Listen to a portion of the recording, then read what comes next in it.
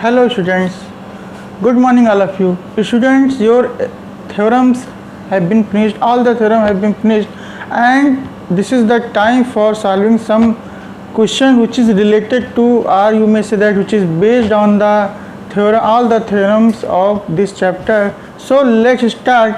Here the question of exercise 6.2. So the first question is in figure. This is the figure. Find the value of x and y and then show that AB is parallel to CD. So student, first of all I want to say something about the questions of this chapter. Student, if figure has given in any question, so you have to must draw the figure, okay, because without figure your solution will be incomplete. So keep in mind this terms. And student, here find the value of x and y then show that, means you can't take any theorems which is based on parallel lines. बच्चों, इसमें लिखा है कि पहले आप x और y find करना है, तब आपको शो करना है कि ए बी लाइन पैरेलल है सी डी के, यानी कि all the theorem which is belongs from parallel lines you can't use before finding this value x and y. तो बच्चों keep in mind also this concept. So here from figure it is already clear that angle y is equal to 130 degree by vertically opposite angle property, or you may say that theorem. So here the solution will be, here from figure we can write, here from figure angle y is equal to 130 degree by vertically opposite angle property. This is the first answer. And also अब बच्चों ध्यान से देखिए, ये angle देखिए this angle 50 degree और x, इन दोनों का सम बच्चों कितना होगा, 180 डिग्री होगा. क्यों? From linear pair of angle property आपको मालूम होगा. Linear pair of angle property क्या कहती है? If R A stands on a line and the sum of adjacent angle, if r a stands on a line, then the sum of adjacent angle is 180 degree, and this property is known as linear pair of angle. Now and also angle x plus 50 degree is equal to 180 degree by linear pair of angle, then angle x is equal to 180 degree minus 50 degree, that is x is equal to 130 degree. Okay, so this is the another answer. Now student, look carefully, here x is 130 degree and y is also 130 degree, and student from this figure x and y are alternate interior angles. बच्चों आपको मालूम होगा कि जब दो line को एक transversal cut करती है तो अल्टरनेट इंटीरियर एंगल बनते हैं ना. तो यहाँ पर भी अल्टरनेट इंटीरियर एंगल x और y कैसे एंगल हैं? अल्टरनेट इंटीरियर एंगल्स हैं, और ये इक्वल भी हैं आपस में, देखिए बराबर है. Now we can write, now here angle x and angle y are alternate interior angles and interior angles, and they are equal also, and they are equal also. और ये कहाँ पे इक्वल है बच्चों? Proved above. आपने देखिए दोनों बराबर हैं. Hence from, अब बच्चों रिकॉल द थ्योरम 6.3. थ्योरम 6.3 क्या कहता है बच्चों? जब when a transversal intersects two lines and a pair of alternate angles are equal, then the two lines are parallel to each other. तो हम यहाँ लिख सकते हैं hence from, और ये थ्योरम 6.3 का है बच्चों converse of alternate integral property या थ्योरम है। And hence from converse of, मैंने आपको बताया बच्चों कि जब पैरेलल लाइन प्रूव करना होगा तो हम कन्वर्स वाले थ्योरम को यूज़ करेंगे। And hence from converse of alternate interior angles theorem we can say that line AB is parallel to CD, hence proved. Okay, so student, this is the complete solution of this question, and now we are moving the next question. But before moving the next question, pause the video to note it down in your copy. I'll take a screenshot. Now student, we are moving the next question, that is question number 2. So here the question is, if AB is parallel to CD and CD is parallel to EF, and also given Y, the ratio of Y and Z are 3:7, so here you have to find X. So student, keep in mind the theorem which I have already proved, that theorem number 6.6. okay, so theorem 6.6 says that a line which are parallel to the same line are parallel to each other. बच्चों, ये theorem 6.6 का statement है जिसको मैंने अभी previous video में prove कराया था कि कोई लाइन किसी दूसरे लाइन की अगर पैरेलल है ना, तो वो सभी लाइन आपस में पैरेलल होती हैं। तो यही थ्योरम हम यूज़ कर सकते हैं। So here the solution is, यहाँ पर लिखेंगे here given AB is parallel to CD and CD is parallel to EF, then we can say that AB is also parallel to EF। और reason क्या होगा, lines, आपने statement लिखना है बच्चों, lines parallel to the same line are parallel to each other। okay, now student, we will use this result in further steps now। बच्चों देखिए, यहाँ पर मैंने बहुत पहले आपको शायद बताया होगा कि जो वैल्यू रेशियो में दी होती है बच्चों, वो कभी भी एक्चुअल वैल्यू नहीं होती है, नॉट एक्चुअल वैल्यू, कभी भी एक्चुअल वैल्यू नहीं होती है। क्योंकि ऐसा नहीं, बहुत बच्चे मानते हैं कि y रेशियो, अगर z है 3:7 दिया है तो y = 3 हो जाएगा और z = 7 हो जाएगा। ऐसा बिल्कुल भी नहीं है बच्चों, है ना, ऐसा बिल्कुल भी नहीं है। क्योंकि रेशियो में जो भी वैल्यू दी होती है वो हमेशा एक्चुअल वैल्यू नहीं होती है, समझ में आ रहा है, वो after solution, after calculation value होती है। Now given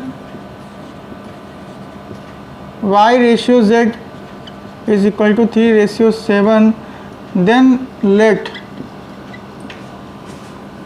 angle y will be 3k and angle z will be 7k। ये k बच्चों क्या है, एक वेरिएबल है जिसको हमने मान लिया है। तो देखिए y और z को मान लिया। तो अब ध्यान से देखिए बच्चों, AB जो है EF के पैरेलल हो गया है, हो गया कि नहीं हो गया है। और यहाँ पर हम जो है, जो भी कॉन्सेप्ट आपने पढ़ा है वो उसको यूज़ कर सकते हैं। क्योंकि AB पैरेलल EF के हो गया है, तो यहाँ पर हम कोई भी कॉन्सेप्ट लगा सकते हैं बच्चों। तो देखिए, सबसे पहले हम क्या यूज़ करेंगे, सबसे पहले देखिए बच्चों, x और y है ना, x और y का सम कितना होगा, 180 डिग्री होगा। देखिए, बहुत सारे कॉन्सेप्ट होते हैं जिसका यूज़ करना होता है। जैसे आपको कोई भी कॉन्सेप्ट, जैसे मान लीजिए कोई भी कॉन्सेप्ट आपने सबसे पहले सोच लिया, तो हो सकता है कि दूसरे मेथड से भी क्वेश्चन लग जाए। बहुत सारे, देखिए बहुत सारे थ्योरम मिल गए हैं आपको ना, 6.1, 6.2, 3, 4, 5, 6। तो इसमें करस्पॉन्डिंग एंगल वाला भी कॉन्सेप्ट है, एंगल ऑन सेम साइड वाला भी कॉन्सेप्ट है, और आपका अल्टरनेट इंटीरियर एंगल वाला भी कॉन्सेप्ट है। बहुत सारे कॉन्सेप्ट हैं आपके पास। तो हमें क्या निकालना है बच्चों, x निकालना है ना, x निकालना है। तो यहाँ पर x की वैल्यू हम फाइंड कर सकते हैं बच्चों। देखिए यहाँ पर क्या है बच्चों, y, तो बच्चों x और y का सम कितना होगा, 180 डिग्री होगा, because angle x and y are same side of transversal. Now since angle x plus angle y is equal to 180 degree. बच्चों इसमें मैंने आपको बताया था कि इसमें हम बहुत ही शॉर्ट में भी प्रॉपर्टी लिख सकते हैं, जैसे एंगल, इसका रीज़न क्या होगा बच्चों, इसका रीज़न हो सकता है angle on same by angle same side of transversal is supplementary, या इसमें हम लिख सकते हैं बाई को इंटीरियर एंगल प्रॉपर्टी, को इंटीरियर एंगल और प्रॉपर्टी। तो x और प्लस वाई 180 हो गया, और एंड आल्सो हम लिख सकते हैं क्या, देखिए जैसे अभी आपने देखा A B is parallel to E F, है ना, A B is parallel to E F है, तो x और z बराबर होंगे, angle x equal to angle z हो जाएगा ना बच्चों, angle x equal to z हो जाएगा।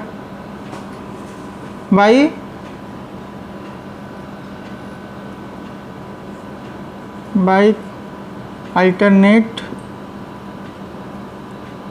Interior angles property.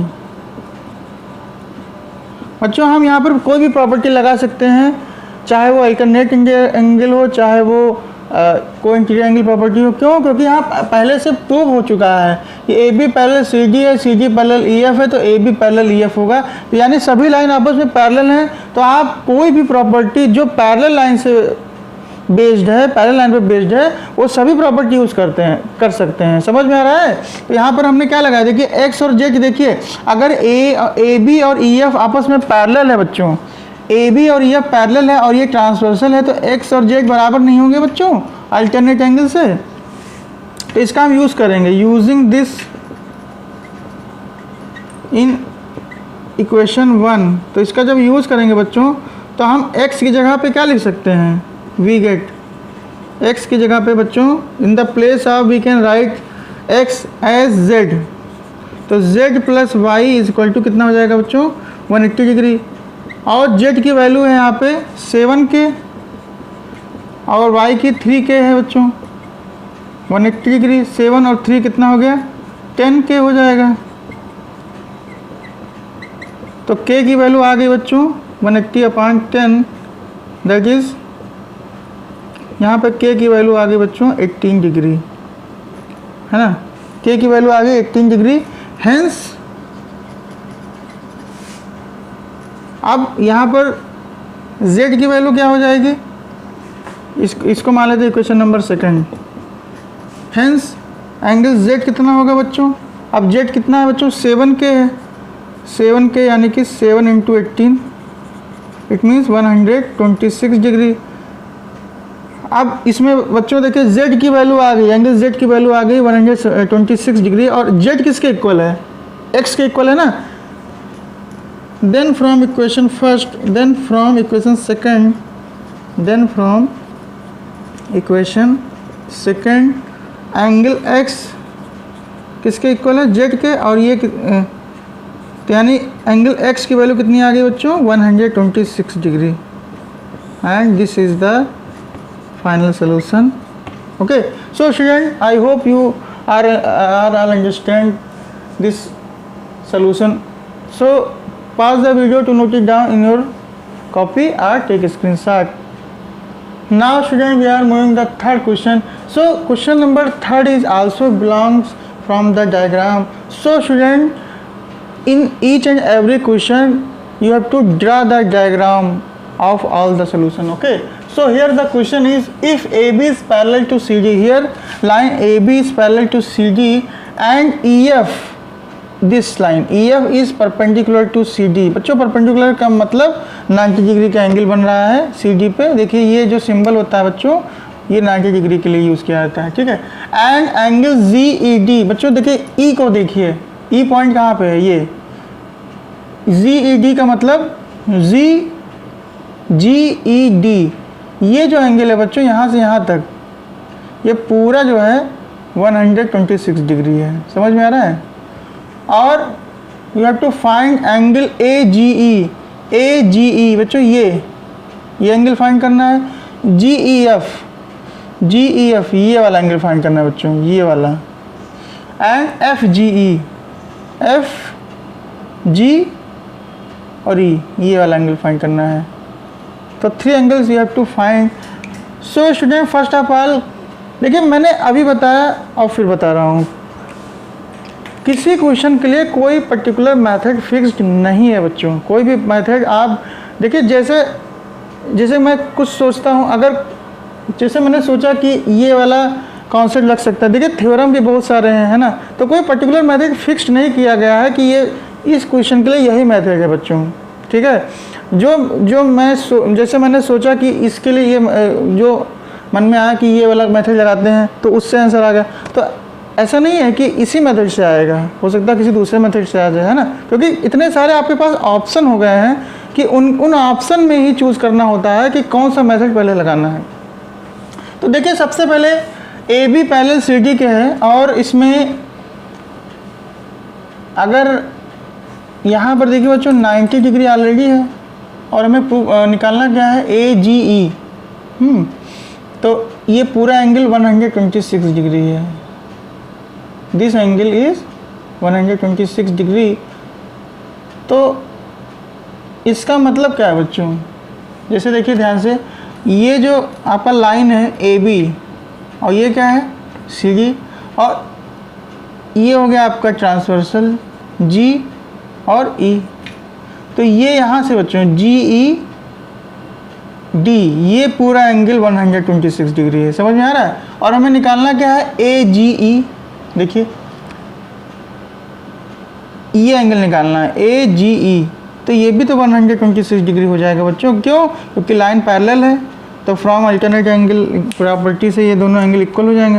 तो यानी एक एंगल हमें बिना सॉल्व किए ही कुछ भी, मतलब कोई भी कैलकुलेशन किए बिना मिल सकता है। तो यहाँ लिख सकते हैं, solution of this question is here from figure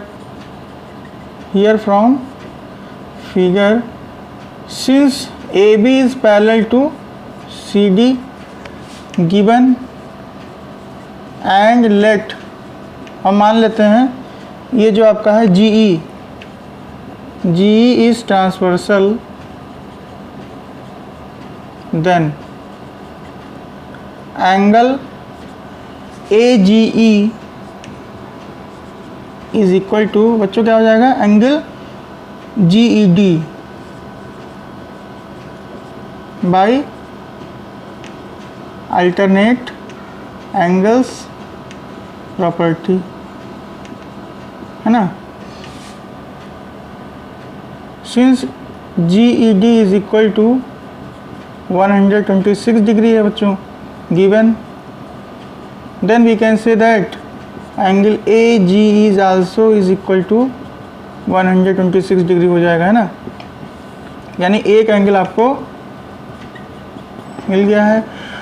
अब देखिए बच्चों, ये एंगल हो गया आपका 126 डिग्री। समझ में आया? तो ये एंगल भी मिल सकता है बाय LPA, तो हम लिख सकते हैं नाउ इसका इसमें लिखेंगे angle since angle AGE plus angle this EGF, है ना, ये वाला एंगल हमें ये एंगल फाइंड करना है FGE, हाँ, प्लस एंगल FGE का सम कितना होगा बच्चों, 180 डिग्री होगा by linear pair of angle.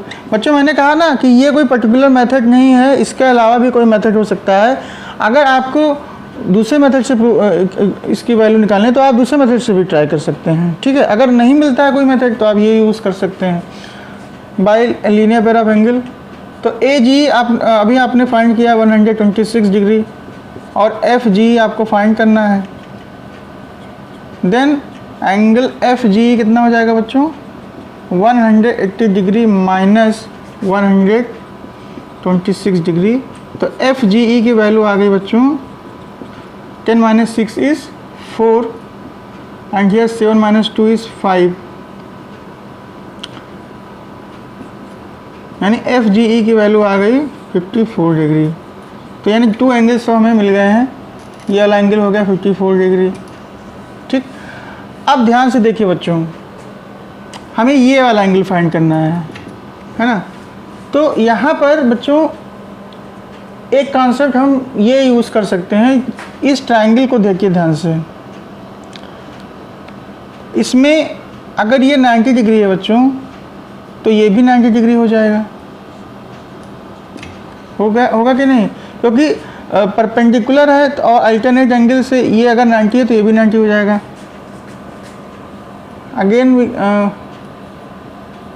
Again we can write since A B is parallel to C D, और हम ट्रांसवर्सल किसको मान लें, एंड लेट ये जो है आपका perpendicular F E is transversal,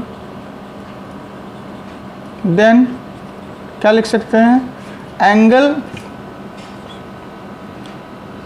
A F E is equal to क्या हो जाएगा बच्चों, F E D, angle F E D, और ये किसके इक्वल है, 90 डिग्री के। ये कैसे हुआ बच्चों, बाई अल्टरनेट एंगल्स प्रॉपर्टी। तो बच्चों देखिए, ये एक ट्रायंगल में एंगल सम प्रॉपर्टी आप ट्रायंगल लगा सकते हैं, क्योंकि आपको मालूम है तीनों एंगल का सम 180 डिग्री होता है। तो अगर ये आपको मालूम है तो ये वाला एंगल आप फाइंड कर सकते हैं, ये वाला, ठीक है। हेंस इन ट्रायंगल, इसका नाम लिखेंगे G F E, in triangle G F E में देखिए 54 प्लस 90 और प्लस ये आपका जी ई एफ, इसका सम कितना होगा बच्चों, 180 डिग्री होगा। ये कैसे आएगा, by angle sum property of triangle A S P T, short में लिखा है मैंने A S P T, A dot S dot P dot T dot, इसका मतलब होता है angle sum property of triangle, ठीक है। तो ये हो जाएगा बच्चों 9 5 14 plus G E F is equal to 180 degree. This implies that angle GEF is equal to 180 minus 150 degree. So we can say that angle GEF is equal to, बच्चों 10 minus 4 is 4 and here 7 minus 4 is 3. So this is the another answer, and if you write all these steps of this solution, and we are moving the next question. But before moving the next question, pause the video to note it down in your copy or take a screenshot. Now you have to correct the solution here. 10 minus 4 is 6. Okay, so the answer is 36 degree. Now we are moving the fourth question. So here the fourth question, again we have given the figure. So here in this question I have given PQ is parallel to ST. बच्चों ये जो PQ line है इस ST line के parallel है, और साथ ही ये दिया है कि PQR is equal to 110 degree and RST is also equal to 130 degree. You have to find angle QRS. बच्चों ये एंगल फाइंड करना है ना। तो देखिए इसमें पैरेलल लाइन तो दिया है बच्चों, लेकिन इसमें हम पैरेलल लाइन तब यूज़ कर पाएंगे जब उन दोनों पैरेलल लाइन को एक ट्रांसवर्सल कट करेगी। तो ऐसा नहीं हो पा रहा है। देखिए ये पैरेलल लाइन अलग है, ये पैरेलल लाइन अलग है, तो इसके लिए कंस्ट्रक्शन करना पड़ेगा। यहाँ पे we have to draw a line, so we have to use this term, we have to draw a line which is parallel to, we have to draw a line through point R. R point से बच्चों हमें एक parallel line draw करना है, और उसमें हमें ये लिखना है कि वो लाइन जो है ST के पैरेलल है, या दिस लाइन। तो इसमें नाम लिख लेते हैं MN लिखते हैं, ठीक है। यहाँ लिखेंगे draw a line MN through point R which is parallel to S T.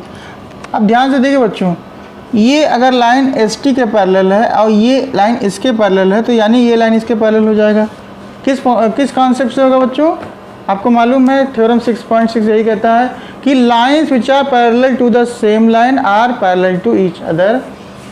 So here I am starting the solution of this question. तो देखिए बच्चों ध्यान से, since PQ is parallel to ST given and ST is parallel to MN by construction, then we can say that this implies that PQ is also parallel to MN। इसमें theorem by 6.6 इसका use करेंगे। So यहाँ लिख सकते हैं, we can write because lines are parallel to same line are parallel to each other. तो ये हो गया बच्चों रीज़न, ईच अदर, है ना। नाउ अब इसमें हम पैरेलल लाइन वाला कॉन्सेप्ट यूज़ कर सकते हैं। तो देखिए ध्यान से, since P Q is parallel to M N and let, और मान लेते हैं ये जो है क्यू आर इज़ ट्रांसवर्सल, ठीक है। देन हम क्या लिख सकते हैं, angle P Q R is equal to angle M R Q लिख सकते हैं बच्चों। नहीं, इक्वल टू का नहीं साइन लगाएंगे, इसमें ये दोनों एंगल का सम कितना होगा बच्चों, क्योंकि एंगल ऑन सेम साइड है। ये वाला एंगल देखिए ध्यान से, ये एंगल ये जो डॉट में बना रहा हूँ, ये दोनों एंगल कैसे हैं, एंगल ऑन सेम साइड है, तो ये सप्लीमेंट्री होते हैं, है ना। थ्योरम 6.4 है ना।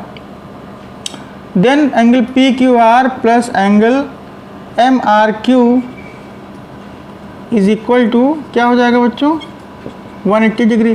तो इसमें रीज़न क्या लिखेंगे, because angle on same side of transversal is supplementary, या ये भी लिख सकते हैं बाई को इंटीरियर एंगल प्रॉपर्टी। मैंने बताया था आपको कि इसका एक और नाम है को इंटीरियर एंगल प्रॉपर्टी, ये शॉर्ट नेम है बच्चों। तो देखिए ध्यान से, पी क्यू आर आपको मालूम है 110 डिग्री है, और एम आर क्यू आपको फाइंड करना है। तो एम आर क्यू कितना आ जाएगा बच्चों, this implies that M R Q 110 80 में से माइनस कर देंगे हम 110 को, तो ये हो जाएगा बच्चों 0 8 माइनस 19 7, तो ये हो गया, यानी ये 70 डिग्री आ गया, है ना। ऐसे ये भी हो जाएगा बच्चों, ये वाला एंगल भी फाइंड कर सकते हैं। सिमिलरली अब बच्चों देखिए प्रोसेस सेम है, जैसे ये आपने निकाला है 70 डिग्री, ऐसे इसी प्रोसेस से ये भी तो निकालेंगे, तो इसको हम डायरेक्ट लिख सकते हैं, इतना लंबा चौड़ा आपको लिखने की ज़रूरत नहीं है। सिमिलरली हम डायरेक्ट लिख सकते हैं this angle S R N, angle S R N is equal to क्या लिख सकते हैं बच्चों, 180 माइनस 130 डिग्री, यानी कि एंगल एस आर एन कितना हो जाएगा बच्चों, 50 डिग्री हो जाएगा। अब ध्यान से देखिए बच्चों, ये तीनों एंगल किस पे बन रहे हैं, 180 पे बन रहे हैं, या हम ये कह सकते हैं इन तीनों एंगल का सम 180 होगा। क्यों, because all the angles lie on a same line. Now angle S R N, या सीधा लिखते हैं angle M R Q plus ये वाला जो एंगल आपको फाइंड करना है क्यू आर एस, और प्लस ये वाला एंगल एस आर एन, ये तीनों एंगल का सम कितना होगा बच्चों, 180 डिग्री होगा। Because all angles lie on same line, एक ही लाइन पे बन रहे हैं, इनका सम 180 होगा। तो देखिए बच्चों एम आर क्यू कितना आया है, 70 डिग्री आया है। और क्यू आर एस आपको फाइंड करना है, you have to find. And S R N कितना है 50 डिग्री, ये किसके इक्वल हो जाएगा 180 डिग्री के। तो क्यू आर एस कितना होगा बच्चों, इन दोनों को प्लस करेंगे तो 120 हो जाएगा, तो 180 में से 120 माइनस कर देंगे बच्चों, तो यानी क्यू आर एस हमें मिल गया 60 degree. This is the answer. बच्चों ये कोई ज़रूरी नहीं कि यही मेथड, इसी के लिए कोई एक ही मेथड नहीं है बच्चों, मैं बार बार कह रहा हूँ there are no fixed method for every question. हो सकता है किसी दूसरे मेथड से भी आप, इसमें देखिए कोई आपने कौन कौन सा कॉन्सेप्ट लगाया, इसमें थ्योरम 6.6 लगाया, को इंटीग्रल एंगल प्रॉपर्टी लगाया, हो सकता है अल्टरनेट एंगल भी लग सकता है, ठीक है। So this is you have to write this solution and student there are 2 questions are remaining, so try to solve question 5 and 6, okay, and if you have doubt then I will upload this solution in next video. So thank you for being with us.